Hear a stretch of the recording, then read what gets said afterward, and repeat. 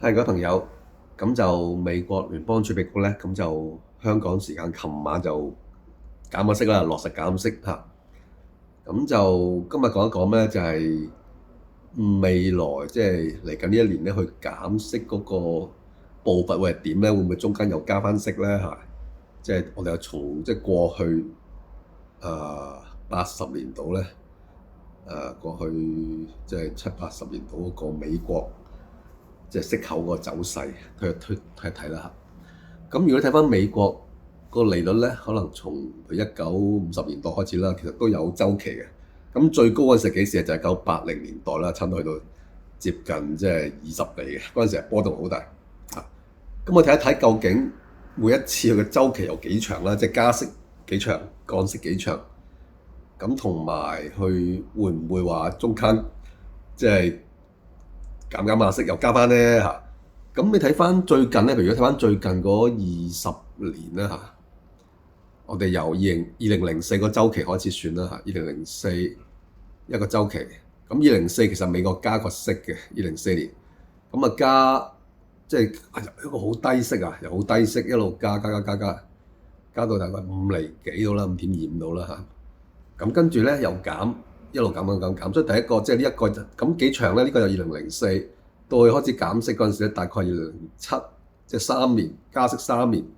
咁但係加息之後咧，一路升，去到2006大概橫行咗1年到啦，即係佢係升2年，橫行一年再跟住又落。咁呢個就好 smooth 嘅，呢個週期就升橫一好短時間，跟住落，而且落過頭落接近零啊，係因為2008年金融海嘯，咁啊零一路維持咗好低嘅利率，去到幾時咧？就係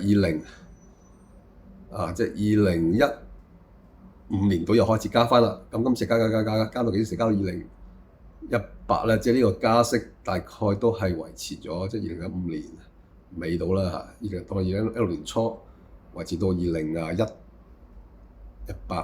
年尾，即係用咗3年時間加，但係減就好快，減就差唔多用咗由2019年開始減到2020，即係唔使1年就減翻落嚟。咁所以第二個週期咧，又係比較 smooth 嘅，即係由升跟住就基本上係即降嘅，中間係冇打橫行好長嘅時間。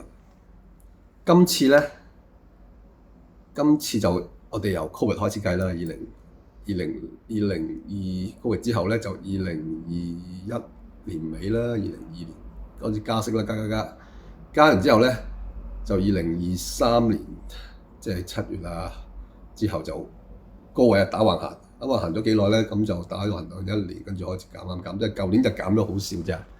所以今次就唔同上兩次係去到咁上下橫行短時間好明顯減翻原位啊。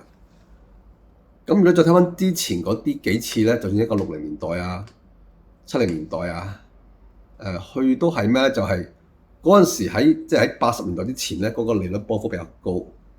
咁但係個週期都好明顯，就係一升就升啦，可能加好多，但係跌就會跌翻落原位嚇，即係咁樣一個週期，就冇話中間又打橫行好耐。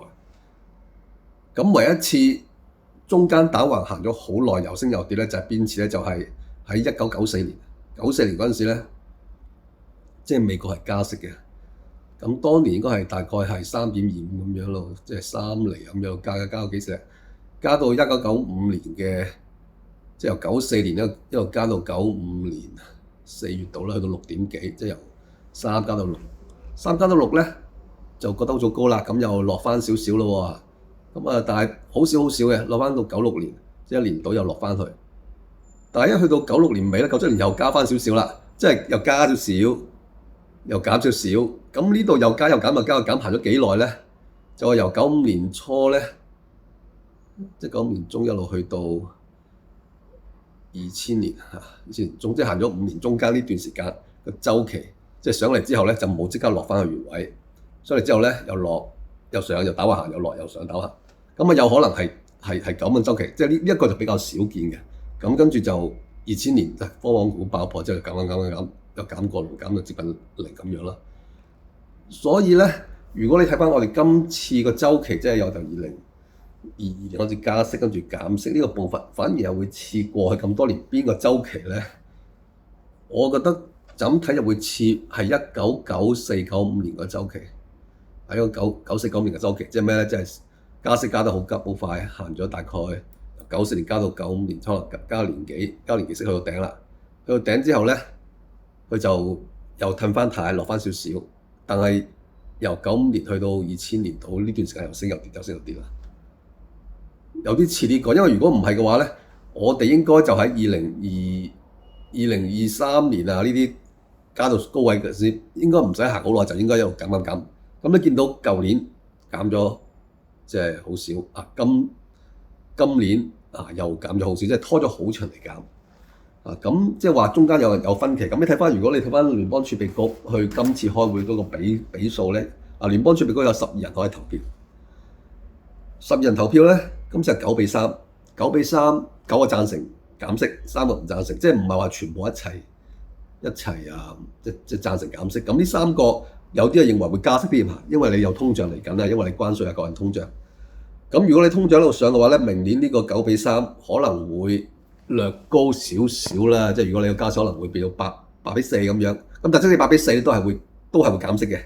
所以你話要從9比3去到6比6咧，短時間之內你個息口除非你升咗，即係你個通脹除非急升好犀利。如果唔係，我相信咧，即使下一次開會咧，都係會通過減息啊，因為你通脹你未必升到好多，咁但係你個比例人數未必有9個贊成啊，可能係8個贊成，8比4，但8比4你都會通過噶嘛啊？你幾時會到大家都可能係大比數係呢個啊，即係反對減息咧？有機會可能要再等多1年到啊半，我覺得起碼都要等多9個月至1年，先至可以從一個大家有共識減息嘅，即係大多數共識減息對大家共識加息啊。咁即係明年前嗰半年到9月，我覺得起碼有機會減息2次啦，起碼有機會減息2次。咁之後就唔知啦，之後要睇美國經濟啊。如果經濟大啦，原來要減息去救市嘅，咁有可能再減息，減得大幅度啲。咁同埋要睇翻新嘅聯邦儲備嗰個主席上台會唔會即係換貼特朗普嗰個任務啦。咁所以即係我暫時可以 conclude 就係，我覺得明年年中之前，甚至係咧去到嗰陣時都係會減息嘅。點解咧？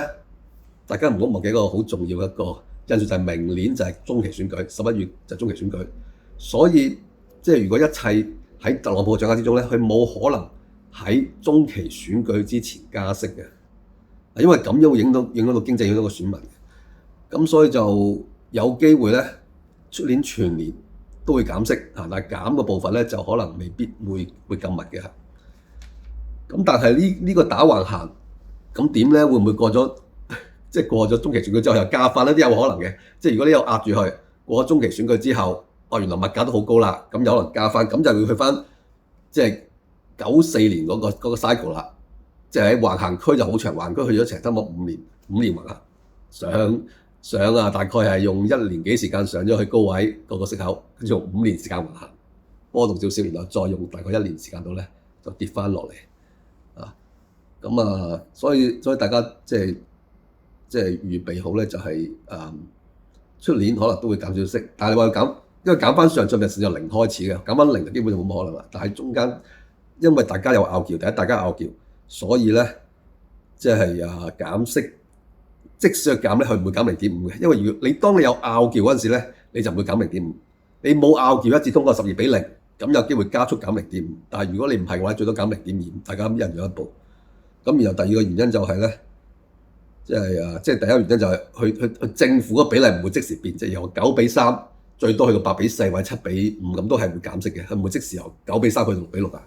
咁第二個原因就係中期選舉喺出年年尾。咁喺呢段時間咧，特朗普都應該維持個利率走向下嘅，唔會中間俾佢上翻嚟嚇。因為而家聯邦儲備局個局長換咗人啦，佢即使佢唔減，佢都唔會調翻轉頭上台就加息噶嘛。咁所以出年2次應該就最保守噶啦嚇，但係3次以上或者比較大幅減幅就要睇翻，即係新上場嗰個聯邦儲備局佢嗰個局長嗰個即係取態啦。咁即係呢個就我分析啦，咁就即係。大家即係要留意下，即係美國息口個走勢啊。